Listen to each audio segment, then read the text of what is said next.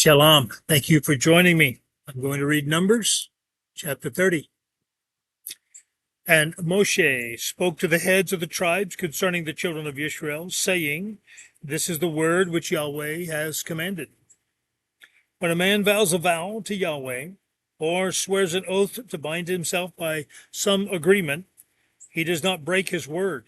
He does according to all that comes out of his mouth.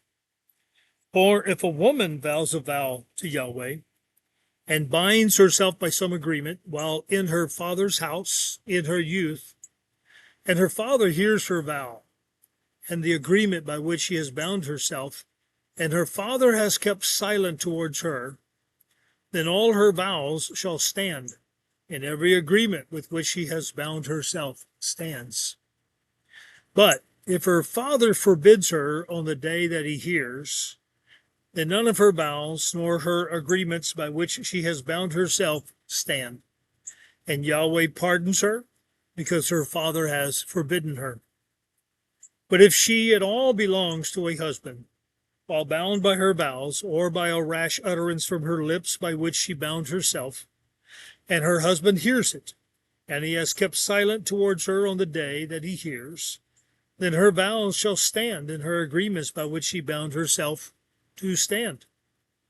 But if her husband forbids her on the day that he hears it, then he has nullified her vow which she vowed, and the rash utterance of her lips by which she bound herself, and Yahweh pardons her. But any vow of a widow or a divorced woman by which she has bound herself stands against her.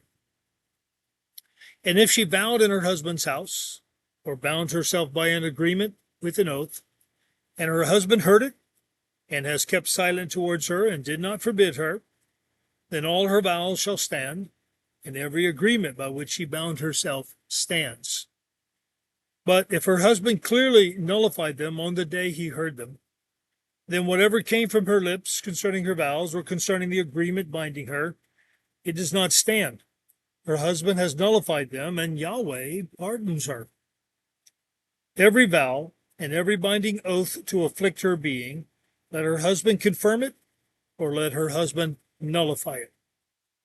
But if her husband is altogether silent at her from day to day, then he confirms all her vows, or all the agreements that bind her, he confirms them, because he kept silent toward her on the day that he heard. But if he nullifies them after he has heard, then he shall bear her crookedness. These are the laws which Yahweh commanded Moshe between a man and his wife, between a father and his daughter in her youth, in her father's house.